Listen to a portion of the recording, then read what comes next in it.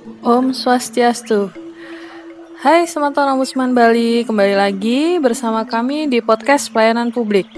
Nah Semeton, tidak terasa ya, sudah lebih dari 8 bulan kita berada di masa pandemi COVID-19. Tentunya banyak sektor yang terdampak, salah satunya adalah sektor ekonomi, terutama di Provinsi Bali yang mengandalkan pemasukan atau pendapatan dari pariwisata.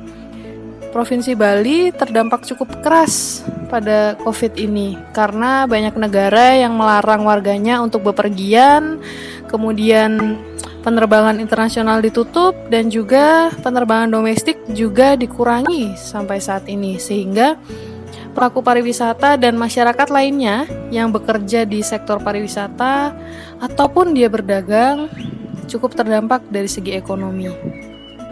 Adanya COVID-19 membuat banyak hotel maupun penginapan dan usaha lainnya juga merumahkan karyawannya tanpa pesangon. Selain itu juga banyak masyarakat yang bekerja secara freelance tidak mendapatkan tamu atau pemasukan. Adanya pengurangan bahkan hilangnya pendapatan membuat masyarakat harus memutar otak untuk mengatur pos pengeluaran sehari-hari, baik itu makan, kemudian bensin. Nah, salah satunya adalah pos pengeluaran pembayaran kredit, baik itu kendaraan bermotor maupun elektronik dan barang lainnya. Nah, Semeton tahu tidak kalau pembayaran kredit saat ini itu sudah ada namanya program restrukturisasi. Jadi OJK atau Otoritas Jasa Keuangan itu dia mengeluarkan peraturan nih, namanya peraturan OJK nomor 14 tahun 2020. Jadi tentang kebijakan counter cyclical, agak susah ya. Counter cyclical dampak penyebaran coronavirus disease bagi lembaga keuangan non-bank. Jadi lembaga keuangan non-bank itu termasuk di dalamnya finance, kemudian ya kalau kita kredit elektronik seperti itu. Nah, itu namanya lembaga jasa keuangan non-bank. Nah, di sana jadi intinya lembaga jasa keuangan non-bank bisa memberikan kebijakan tertentu nih kepada debitur atau semeton sekalian yang terkena dampak ekonomi terutama karena COVID-19.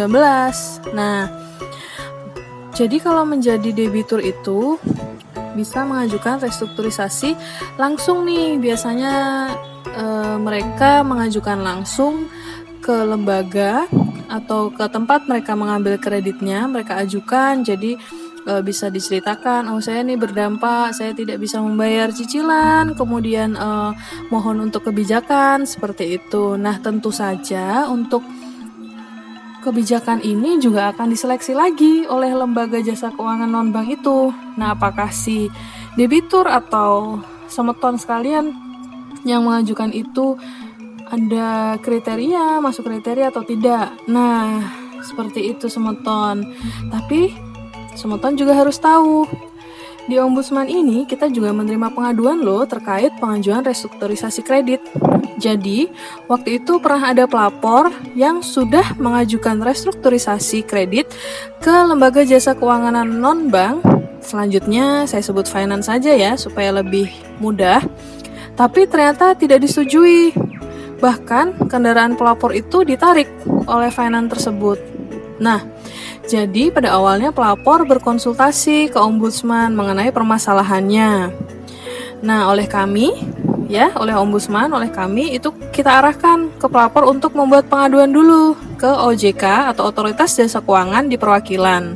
Dan kita sampaikan ke pelapor bahwa apabila dalam 7-14 hari kerja tidak ditanggapi oleh OJK perwakilan, maka pelapor bisa melaporkan secara resmi ke Ombudsman. Nah, kemudian ditunggu sampai lama, ternyata pelapor tidak mendapatkan tanggapan dari OJK. Nah, jadi pelapor itu mengajukan pengaduannya itu melalui email untuk diketahui ya. Jadi dia mengadukan terkait tidak disetujuinya restrukturisasi dan adanya penarikan kendaraan bermotor. Dia sudah email tapi tidak ada tanggapan. Nah, kemudian pelapor mengadukan secara resmi ke Ombudsman. kita dalam memeriksa, jadi kami asisten pemeriksa itu memeriksa, pada awalnya kita akan mengirimkan surat permintaan klarifikasi. Jadi kita kirimkan ke OJK dan juga kita tembuskan ke finance tersebut.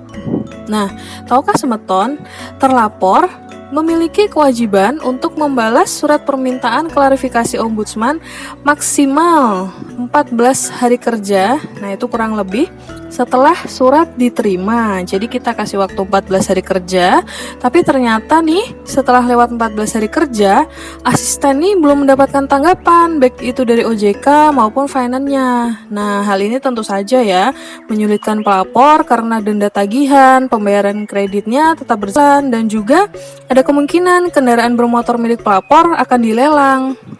Nah, setelah berkonsultasi kemudian membahas permasalahan ini, asisten pemeriksa selanjutnya mengundang para pihak, baik itu pelapor, kemudian terlapor yaitu OJK, dan juga finance-nya untuk datang ke kantor dalam rangka pertemuan para pihak.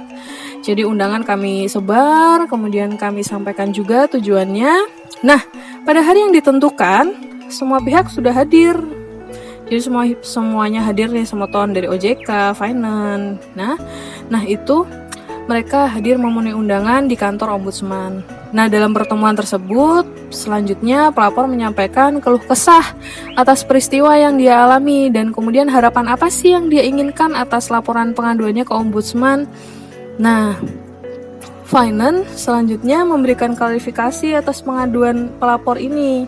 Jadi finance menjelaskan, kemudian menjelaskan terkait kebijakan perusahaan dan juga sudah memberikan solusi kepada pelapor, seperti itu. OJK perwakilan sebagai terlapor nih ya, selanjutnya juga menjelaskan mengenai mekanisme prosedur penanganan pengaduan di OJK dan juga pengawasan yang dilakukan oleh Otoritas Jasa Keuangan. Nah, kalau Semeton ingin mengetahui lengkapnya, jadi kewenangan, kemudian bagaimana pengaduan di OJK, itu bisa langsung browsing saja ya ke situsnya. Nah, setelah kegiatan itu, jadi kita panjang lebar, kita jelaskan. Nah, pelapor pada akhirnya mengerti nih dan menerima penjelasan dari terlapor. Dan juga finance-nya ya, tentu saja. Kemudian solusi yang diberikan oleh finance juga akhirnya diterima oleh pelapor, sehingga dalam pertemuan tersebut tercapai kesepakatan para pihak. Nah, awalnya memang kita ingin adanya kesepakatan. Jadi, dalam penanganan pengaduan masyarakat di ombudsman, laporan itu dapat ditutup salah satunya karena pelapor telah mendapatkan penyelesaian dari instansi terlapor maupun instansi terkait. Nah, kalau di permasalahan ini, tentu saja solusi dari pihak finance.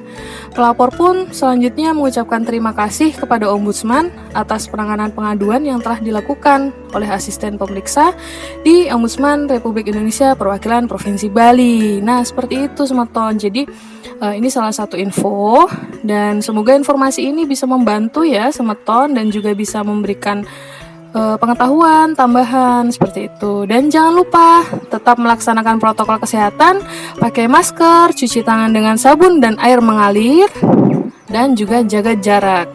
Terima kasih, sampai jumpa di episode berikutnya. Om Santi, Santi, Santi Om.